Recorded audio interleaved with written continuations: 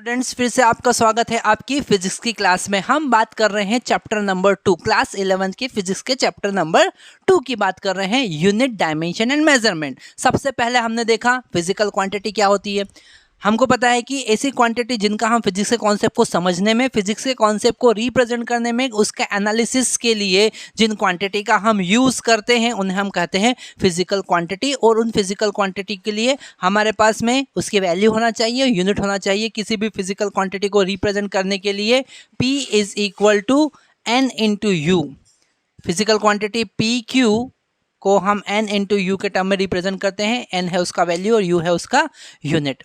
Okay, यहाँ पर physical quantity को हमने दो कैटेगरी में डिवाइड किया था, फंडामेंटल फिजिकल क्वांटिटी और derive physical quantity. Fundamental physical quantity ऐसी हमने कुछ फिजिकल क्वांटिटी को चूज कर रखा है जिनके बेसिस पे हम अदर फिजिकल क्वांटिटी को रिप्रेजेंट करते हैं। तो जिन्हें हम चूज कर रहे हैं 7 फंडामेंटल फिजिकल क्वांटिटी, जैसे लेंथ है, मास है, जैसे टाइम है, जैसे एम्पियर, करंट है, जैसे टेम्परेचर है, luminous intensity, amount of substance. ये 7 फंडामेंटल फिजिकल क्वांटिटी है और इनकी टर्म में अगर हमने किसी फिजिकल क्वांटिटी को रिप्रेजेंट किया तो उसे कहेंगे डिराइव फिजिकल क्वांटिटी। उसके बाद हमने डायमेंशंस की बात की थी कि फंडामेंटल फिजिकल क्वांटिटी की पावर जो होती है दैट आर डायमेंशंस। ओके, और उसके बाद हमने डायमेंशन फार्मूले की बात की थी। ये सारे कॉन्सेप्ट हम देख चुके हैं। आज हम इस लेक्चर में बात करने वाले हैं एप्लीकेशंस ऑफ डायमेंशन एनालिसिस। क्या क्या एप्लीकेशन है, उसको हम किस तरीके से इस डायमेंशन एनालिसिस को यूज कर सकते हैं। तो पहला एप्लीकेशन है to find the unit of any physical quantity. किसी भी डिराइव फिजिकल क्वांटिटी का हम यूनिट फाइंड कर सकते हैं। जैसे सबसे पहला, इसको हम रब कर देते हैं। ओके, सबसे पहला हम कॉन्सेप्ट लेते हैं फोर्स का। हम बात करते हैं फोर्स की, और फोर्स का डायमेंशन फार्मूला हमने देखा था MLT-2। ओके, अगर आपको ये याद नहीं है तो ये याद करना बहुत ज़्यादा जरूरी है। फोर्स का डायमेंशन फार्मूला होता है MLT-2। इसे याद कर लेना है हमें। M का मतलब मास, जिसे हम केजी में मेजर करते हैं। L का मतलब लेंथ, जिसे हम मीटर में मेजर करते हैं। और T का मतलब टाइम, जिसे हम सेकंड में मेजर करते हैं। तो केजी मीटर पर second square is the unit of force. यही फोर्स का यूनिट है और इसे हम कहते हैं न्यूटन। क्या कहते हैं? न्यूटन। एसआई सिस्टम में इसे हम कहेंगे न्यूटन। तो यहाँ से हमने फोर्स का यूनिट पता कर लिया यूजिंग डायमेंशन फार्मूला। एक और एग्जांपल देखते हैं। जैसे हम बात करते हैं वर्क डन की। क्या बात करते हैं? वर्क डन की। ओके, और वर्क डन को हम लिखते हैं फोर्स इंटू डिस्प्लेसमेंट, और इसका डायमेंशन फार्मूला हमने लास्ट लेक्चर में फाइंड किया था ML2T-2। ML2T-2 ये भी बहुत इंपॉर्टेंट फार्मूला है, याद करना बहुत ज़्यादा जरूरी है। ठीक है, अगर हम कोई भी क्वेश्चन सॉल्व करना चाहते हैं ऑन दिस डायमेंशन एनालिसिस, तो ये कुछ बेसिक फिजिकल क्वांटिटी है, जैसे फोर्स, जैसे वर्क डन, इनका हमको डायमेंशन फार्मूला याद होना चाहिए। तो M मतलब कि केजी, L मतलब मीटर स्क्वायर, और T मतलब कि सेकंड रेज़्ड टू पावर -2, और ये होता है जूल के बराबर। ओके, तो हमने यहाँ पर ऐसा सिस्टम में वर्क को या फिर एनर्जी को या फिर हीट को हम जूल में मेजर करते हैं, और जूल का मतलब होता है केजी मीटर स्क्वायर पर सेकंड स्क्वायर। तो यहाँ पर हमने वर्क डन का डायमेंशन फार्मूला समझा। आगे बढ़ते हैं हम, और कुछ नई नई फिजिकल क्वांटिटी की आज हम डिस्कशन करने वाले हैं। इसे हमको लिख लेना चाहिए, ये सारे नोट्स आपको बना लेना है, जिसमें सबसे पहला एप्लीकेशन आपको लिखना है to find the unit of any physical quantity. जिसमें हमने सबसे पहले देखा फोर्स, हमने देखा वर्क डन। अब हम बात करते हैं पावर की। हम बात करते हैं पावर की। पावर हमको पता है कि वर्क डिवाइडेड बाय टाइम होता है, और वर्क का डायमेंशन फार्मूला ML2T-2 होता है, और टाइम का डायमेंशन फार्मूला तो T ही होगा। ओके, इसको हम लिख सकते हैं ML2T-3, क्योंकि यहाँ पर -2 ऑलरेडी प्रेजेंट था, डिवाइडेड बाय T -3। ओके, तो यहाँ पर ये हमें पावर का डायमेंशन फार्मूला मिला। इसे हम लिख सकते हैं जूल पर सेकेंड, और ये जूल पर सेकेंड वाट के बराबर होता है। तो यहाँ पर हमने डायमेंशन, पावर का डायमेंशन फार्मूला भी समझा, और डायमेंशन उसका यूनिट भी फाइंड किया है वाट। ठीक है, हमको पता है कि पावर को हम वॉट में मेजर करते हैं। नेक्स्ट हम देखते हैं प्रेशर। ठीक है, अगर हम प्रेशर की बात करें तो वो तो होता है force upon area. Okay, thrust upon area या फिर फोर्स अपॉन एरिया। तो फोर्स का डायमेंशन फॉर्मूला MLT-2 और एरिया का डायमेंशन फॉर्मूला L²। ओ, यहाँ पर एरिया का डायमेंशन फॉर्मूला L² कैसे आया? क्योंकि एरिया जो होता है वो होता है जैसे सर्कल का रेडियस, तो सर्कल का एरिया तो πr², तो r का स्क्वायर मतलब मीटर स्क्वायर, लेंथ का स्क्वायर। ओके, जैसे कि स्क्वायर का अगर हमें एरिया फाइंड करना है तो साइड का स्क्वायर मतलब length into length. Okay, now it will become ML-1T-2। Okay, तो यहाँ पर हमने प्रेशर का डायमेंशन फार्मूला फाइंड किया।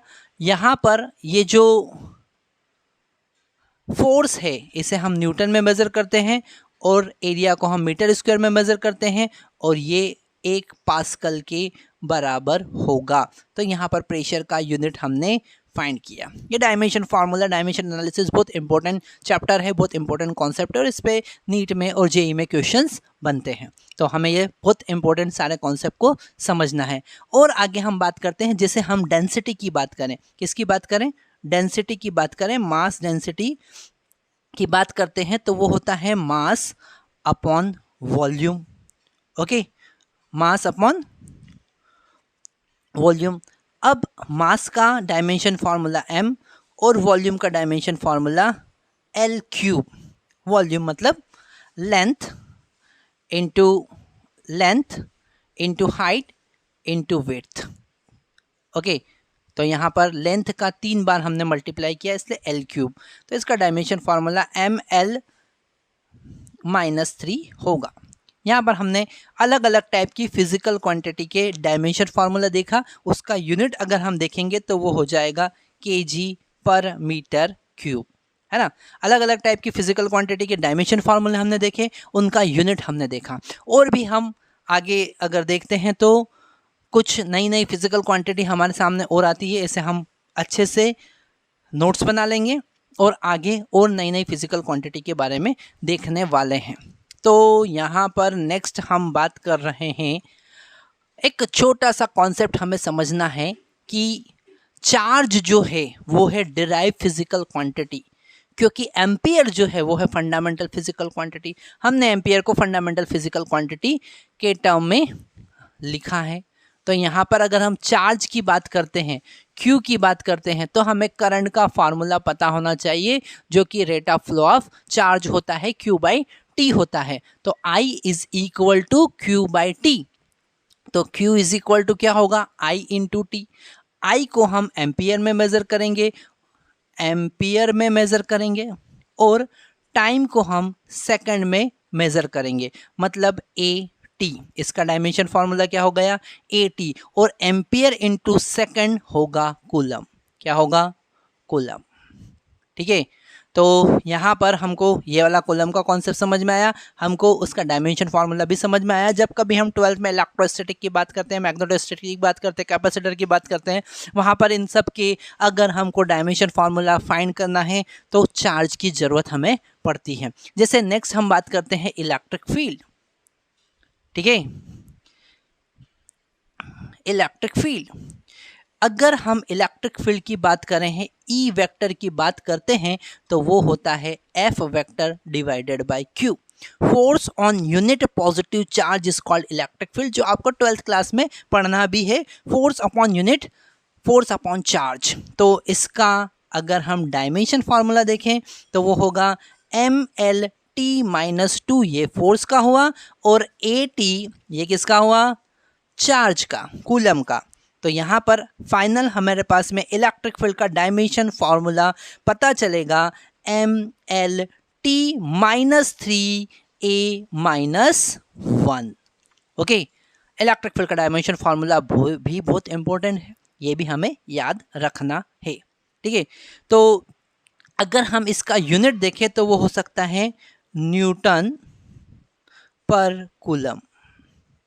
ओके, न्यूटन पर कूलम, और आगे जाके हम इसे वोल्ट पर मीटर के टर्म में भी समझेंगे।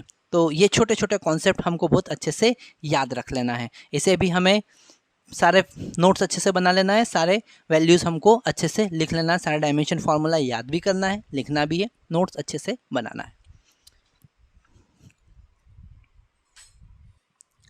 नेक्स्ट हम बात कर रहे हैं इलेक्ट्रिक फील्ड हमने देखा, चार्ज हमने देखा, अब हम बात करते हैं वोल्ट की, वोल्टेज की। हमको पता है potential V is equal to W by Q होता है। Okay, work done to bring a unit positive charge from infinity to any point in electric field is called potential. Okay, तो यहाँ पर W बाई Q, और W मतलब work done, और उसका dimension formula mL2T-2 होता है, और चार्ज का डायमेंशन फार्मूला तो AT हम पहले ही देख चुके हैं। यहाँ पर से हमें वोल्ट का डायमेंशन फार्मूला मिलेगा जो कि है mL2T-3A-1। हमें यहाँ पर से वोल्ट का डायमेंशन फार्मूला मिला। और आगे देखते हैं, अब हम करंट इलेक्ट्रिसिटी में जाते हैं, हम फाइंड करते हैं रेजिस्टेंस का डायमेंशन फार्मूला। हमको पता है V is equal to IR होता है, इसे हम कहते हैं ओम्स लॉ, इसे हम कहते हैं ओम्स लॉ। ओके, यहां से अगर हम R का वैल्यू फाइंड करें तो वो होगा V बाई I। V मतलब कि वोल्टेज, जिसका डायमेंशन फार्मूला mL2T-3A-1 ऊपर हमने लिखा है, और करंट का डायमेंशन फार्मूला तो एम्पियर A होता है। मतलब कि रेजिस्टेंस का डायमेंशन फार्मूला हमको मिला mL2T-3A-2। ओके, बहुत ही इंपॉर्टेंट कॉन्सेप्ट हमने देखा। यहां पर अगर हम रेजिस्टेंस के बाद रजिस्टिविटी, जिसे हम स्पेसिफिक रेजिस्टेंस भी कहते हैं, हमको पता है resistance R equal to rho L by A होता है, और रो यहाँ पर क्या है, रजिस्टिविटी। तो रो का वैल्यू अगर हम फाइंड करेंगे तो R into A divided by L हो जाएगा। मतलब कि ohm into metre square divided by metre, यहाँ 1 मीटर से 1 मीटर कैंसिल हुआ, मतलब कि ओम मीटर। इस रेजिस्टेंस को हम मेज़र किस में करते हैं, रेजिस्टेंस को हम मेज़र करते हैं ओम में, ओम में मेज़र करते हैं, जिसे हम इस सिंबल से रिप्रेजेंट करते हैं। पर रजिस्टिविटी का डायमेंशन, रजिस्टिविटी का यूनिट आया ओम मीटर। क्या आया, ओम मीटर। तो इसका डायमेंशन फार्मूला यहाँ से हमें पता चल जाएगा, mL2T-3A-2 इंटू L। मीटर का क्या होगा, L। तो इसे हम लिखेंगे mL3T-3A-2। ये हमें रजिस्टिविटी का डायमेंशन फार्मूला भी पता चला। इस चैप्टर में हम फिजिक्स के मैक्सिमम फार्मूला का यूज़ करेंगे। मैक्सिमम फार्मूला की हेल्प से मैक्सिमम फिजिकल क्वांटिटी के डायमेंशन फार्मूला फाइंड करेंगे। पर हमें इस छोटे से चैप्टर में, जिसका वेटेज भी इतना ज़्यादा नहीं होता है, उसमें इतने सारे फार्मूले अभी 11th क्लास के स्टार्टिंग में याद करना पॉसिबल नहीं। इस चैप्टर में हमें सीखना है कि फार्मूला अगर आपको पता है तो डायमेंशन फार्मूला कैसे फाइंड करना है।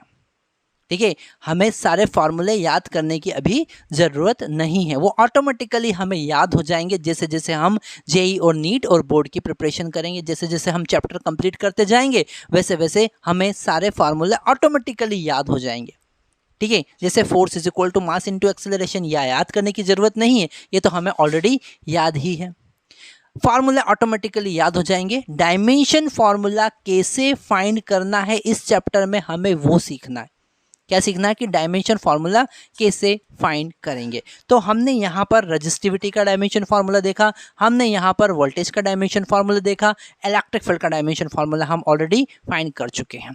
आगे हमको देखना है, अब हम मैग्नेटोस्टैटिक में जाते हैं। अब हम मैग्नेटिक फील्ड का डायमेंशन फार्मूला फाइंड करने वाले हैं।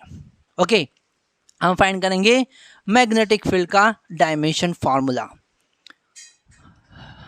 ये सभी फार्मूले तो आपने लिख ही लिए होंगे, बहुत ज़्यादा इंपॉर्टेंट है ये सारे फार्मूले समझना। अब हम बात कर रहे हैं मैग्नेटिक फील्ड। किसकी बात कर रहे हैं, magnetic field. Magnetic field, okay. और मैग्नेटिक फील्ड का डायमेंशन फार्मूला होगा बी वेक्टर से डिनोट करते हैं। हमको पता है F is equal to ILB होता है, वैसे साइन थीटा भी होता है, पर हम मान के चल रहे हैं कि किसी परपेंडिकुलर मैग्नेटिक फील्ड में अगर हमने कोई कंडक्टर L लेंथ का रखा जिसमें I करंट फ्लो हो रहा तो उस पर परपेंडिकुलर फोर्स लगेगा। हमने ये लेफ्ट हैंड रूल भी पढ़ा है, ठीक है, फोर्स का left hand rule class 10th में आपने पढ़ा होगा। तो फॉर्मूला होता है ILB। हम यहाँ से अगर B की बात करें तो F is equal to F divided by I into L, और F का डायमेंशन फार्मूला तो हमें बचपन से याद है, MLT-2 होता है। I का डायमेंशन फार्मूला करंट एम्पियर, और L का डायमेंशन फार्मूला L ही होगा, ठीक है। हमेशा हमें डायमेंशन फार्मूले को स्क्वायर ब्रैकेट में लिखना होता है। यहाँ L से L कैंसिल हो गया, MT-2A-1, ये हमें डायमेंशनल फार्मूला मिला किसका, मैग्नेटिक फील्ड का। ये हमें मैग्नेटिक फील्ड का डायमेंशन फार्मूला मिलता है। तो यहाँ से मैग्नेटिक फील्ड का डायमेंशन फार्मूला मिला हमें। अब हम बात करेंगे, हमने मैक्सिमम कांस्टेंट, मैक्सिमम टाइप के फिजिकल क्वांटिटी के डायमेंशन फार्मूले देख लिए हैं, ठीक है। मतलब कि हमने मैक्सिमम फर्स्ट जो एप्लीकेशन है उसका मैक्सिमम कॉन्सेप्ट देख लिया है, ठीक है, कि हम किस तरीके से किसी भी फिजिकल क्वांटिटी का डायमेंशन फार्मूला फाइंड कर सकते हैं और उसकी हेल्प से हम यूनिट फाइंड कर सकते हैं। नेक्स्ट लेक्चर में हम बात करने वाले हैं इसके सेकंड एप्लीकेशन की, कि किसी फिजिकल कांस्टेंट, जैसे ग्रेविटेशनल कांस्टेंट है, जैसे परमिटिविटी है, जैसे परमिएबिलिटी है, जैसे कि कैपेसिटेंस है, ठीक है। कैपेसिटेंस भी एक फिजिकल क्वांटिटी है, वो भी एक टाइप का कांस्टेंट है। कैपेसिटी है किसी कैपेसिटर की, ठीक है, जैसे कि विस्कोसिटी। ये जो फिजिकल कांस्टेंट होते हैं, इन फिजिकल कांस्टेंट का डायमेंशन फार्मूला कैसे फाइंड करना है और यूनिट कैसे फाइंड करना है, वो हमको नेक्स्ट लेक्चर में देखना है। तो नेक्स्ट लेक्चर आपको जरूर मिस नहीं करना है, जरूर देखना है, क्योंकि उसमें हम नेक्स्ट एप्लीकेशन देखने वाले हैं। Thank you very much.